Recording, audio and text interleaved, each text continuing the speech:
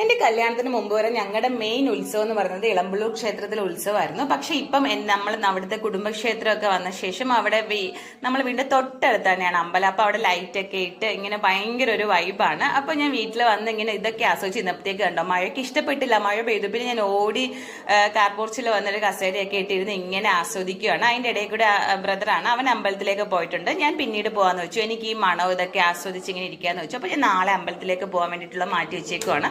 ഞാൻ ഈ മണമൊക്കെ ആസ്വദിച്ച് ഇങ്ങനെ പൂക്കളൊക്കെ കണ്ടിരുന്നപ്പം തന്നെ മാമനും മക്കളും കൂടെ അമ്പലത്തിന് ദീപാരാധനയൊക്കെ കഴിഞ്ഞ് കയറി വന്നിട്ടുണ്ട്. അവരിനി ഇത് കഴിഞ്ഞിട്ട് കറങ്ങാൻ വേണ്ടിയിട്ട് പോവുകയാണ്. എനിക്ക് എന്തോ പോകാൻ തോന്നിയില്ല, എനിക്ക് ഇതൊക്കെ ആസ്വദിച്ച് ഇങ്ങനെ ഇരിക്കാനാണ് തോന്നിയത്. നമുക്ക് എപ്പോഴും കിട്ടുന്നതല്ലല്ലോ നമ്മുടെ വീട്ടിൽ ഇങ്ങനെ വന്ന് ഇങ്ങനെ ഇരുന്ന് ആസ്വദിക്കുന്നതൊക്കെ. അങ്ങനെ അവര് പോകെ അവർക്ക് ടാറ്റയൊക്കെ ബൈബൈ ഒക്കെ പറഞ്ഞ് ഞാൻ ഇങ്ങനെ അകത്തോട്ട് കയറിയപ്പോഴാണ് നമ്മളെ വീട്ടിലൊരു സ്ഥിരം കാഴ്ച നിങ്ങളെ കാണിച്ചാന്ന് വെച്ചത്. വേനൽക്കാലമായാലും അമ്മ ഇങ്ങനെ ഒരു വീപ്പം ഫ്രണ്ടിൽ വെക്കും, അമ്മയുടെ ചെടിക്ക് വെള്ളം ഒഴിക്കാൻ വേണ്ടി.